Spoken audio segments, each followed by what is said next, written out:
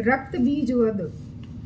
ऋषि बोले, चंडमुंड आदि दैत्यों के मारे जाने पर एवं बहुत सी सेना के भी क्षय हो जाने पर असुर राजा शुंभ के चित्त में भारी क्रोध पैदा हो गया। उसने सभी दैत्यों को सेना का युद्ध के लिए आज्ञा दे दी। उसने कहा कि आज 86 युद्ध के साथ युद्ध के लिए निकलें और मेरी आज्ञा से 50 करोड़ वीर कुल के असुर तथा 100 धूम्र कुल के सेनापति सेनाओं के साथ कूच कर दें और फिर मेरी आज्ञा से काली मौर्य दोहरे काली के सभी असुर तैयार होकर शीघ्र प्रस्थान करें। भयंकर शासन करने वाले असुरराज शुंभ ने इस प्रकार आज्ञा देकर स्वयं भी बहुत सी सेनाओं के साथ प्रस्थान कर दिया। जब चंडिका ने देखा कि अब इस और भयानक सेना लेकर निशुंभ आ रहा है, तब तो उन्होंने अपने धनुष की टंकार करके पृथ्वी आकाश के मध्य भाग को गुंजा दिया। हे राजन, उस समय सिंह से भी बड़ी भारी गर्जना की। फिर अंबिका जी ने घंट बजाकर उस गर्जना को और भी बढ़ा दिया। उस शब्द को सुनकर दैत्य सेनाओं ने आकर चारों ओर से देवी सिंह काली को क्रोध के साथ घेर लिया।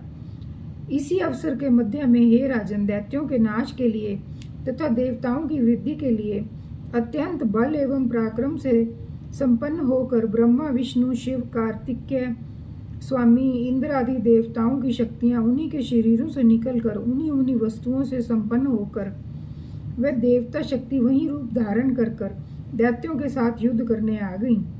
ब्रह्मा जी की शक्ति, जिसे ब्रह्माणी कहा जाता है, जो हंसों के जुते हुए विमान पर आरूढ़ थीं, अक्षय सूत्र कमंडल से शोभित थीं, सबसे प्रथम उपस्थित हैं।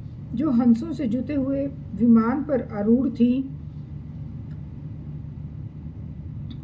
महेश्वर की शक्ति वृषभ राज पर विराजमान सुंदर त्रिशूल धारण किए, महासर्पों के कंकन धारण किए, मस्तक पर चंद्र रेखा सुशोभित थी, वह मातेश्वरी शक्ति आई।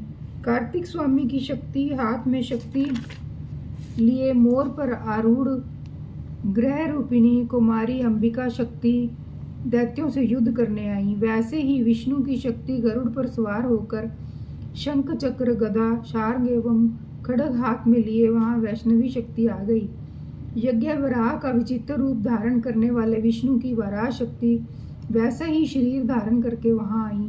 नरसिंह जी के समान शरीर को धारण किए, गर्दन के बालों के फटकारने से आकाश के तारों को बिखेरती हुई नरसिंह शक्ति वहां पहुंची। इंद्र की शक्ति इंद्र के समान रूप वाली 1000 नेत्र धारण किए वज्र हाथ में लेकर ऐरावत गजराज पर आरूढ़ होकर वहां आ गईं। तब उन शक्तियों से घिरे हुए शंकर जी ने चंडिका से कहा, मेरी प्रसन्नता के लिए शीघ्र से शीघ्र इन असुरों का संहार करो।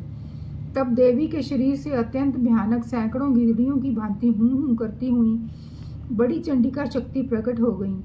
तब उस अपराजिता देवी ने धुएं जैसे जटा वाले शिव से कहा, भगवान, आप दूत बनकर शुंभ निशुंभ के पास जाएं। वहां जाकर उन महाअभिमानी शुंभ निशुंभ दानवों को तथा युद्ध में आए हुए दूसरे दानवों से भी कहें, हे दानवों, यदि तुम लोग जीना चाहते हो तो त्रिलोकी का राज्य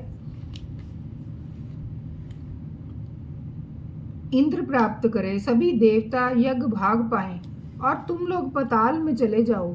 यदि तुम्हें कुछ बल का अभिमान हो और युद्ध की अभिलाषा हो तो आ जाओ, ताकि तुम्हारे मांस से गीदड़ियां तृप्त हो जाएं। इस दूत रूप में स्वयं शिव को ही देवी जी ने नियुक्त किया। वह शिव शक्ति संसार में शिवदूती इस नाम से विख्यात हुई। जब शिव द्वारा कथित देवी जी के वचन पर उन महाअसुरों ने सुने तो बड़े क्रोध में आ गए और जहां कात्यायनी देवी स्थित थीं उस ओर बढ़ने लगे। वहां कुपित होकर उन देवताओं ने वाण शक्ति आदि आयुधों से देवी जी पर पहले वर्षा करना पर आरंभ कर दिया। तब टंकार करके धनुष द्वारा पहने पहने बाण छोड़कर देवी जी ने खेल ही खेल में उनके फेंके हुए बाण शूल शक्ति परशु आदि शस्त्रों को काट डाला। फिर काली भी उनके सामने होकर शत्रुओं को शूल से के प्रहारों से चीरती फाड़ती खटवांग से कुचलती मारती विचरण करने लगी।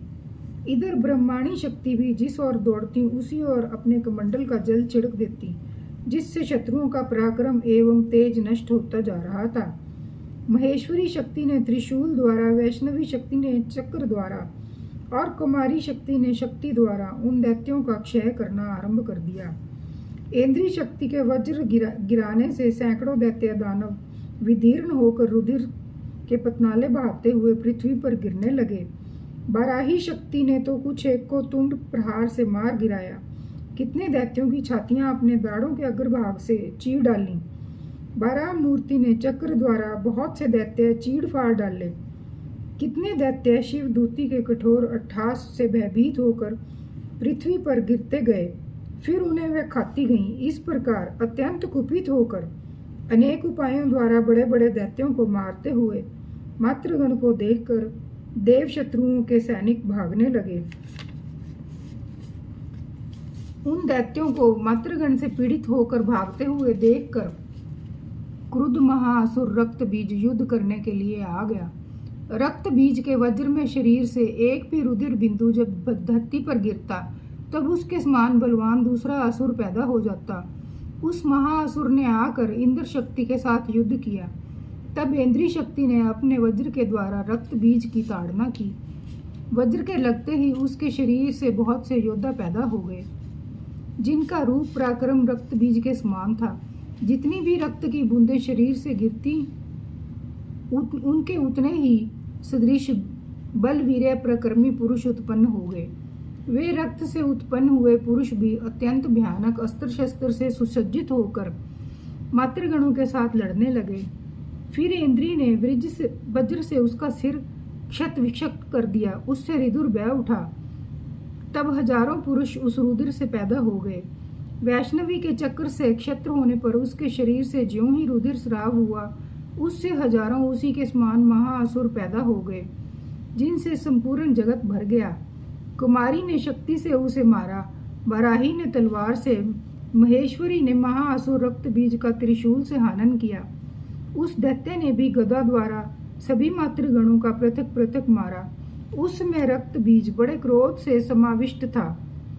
शक्ति शूल आदि आयुधों से कई बार विक्षत होने पर भी उसका शरीर से रक्त प्रवाह से पृथ्वी पर गिरते ही सैकड़ों असुर उत्पन्न हो चुके थे। दैत्य के रुधिर से उत्पन्न उन असुरों के सारा जगत व्याप्त हो गया। देवताओं को डरा एवं उदास देखकर तब शीघ्र ही चंडिका ने काली से कहा, चामुंडे, अपना मुख तुम अधिक विस्तार से फैला लो। मेरे शस्त्र के प्रहार से गिरते हुए रुधिर बिंदु एवं बिंदुओं से उत्पन्न महादैत्यों को अपने वेगवान मुख द्वारा खाती जाओ और युद्ध भूमि में रुधिर उत्पन्न इन महादैत्यों का भक्षण करती तुम घूमती रहो। इस प्रकार कहकर चंडिका ने रक्त बीज पर त्रिशूल से प्रहार किया। फिर काली ने रक्त बीज का रुधिर मुख से ग्रहण कर लिया। उस दैत्य ने भी चंडिका पर गदा चलाई, परंतु उस गदापात द्वारा चंडिका को कुछ भी वेदना ना हुई। रक्त बीज के क्षत विक्षत शरीर से जो बहुत से रुधिर गिरने लगा, उसे चामुंडा मुख द्वारा पीती गई और जो रक्तपात से दैत्य खा डाले और रक्त बीज का रुधिर भी पी डाला। तब देवी ने शूल, वज्र, तलवार आदि आयुधों से हीन उस महाअसुर रक्त बीज को मार दिया।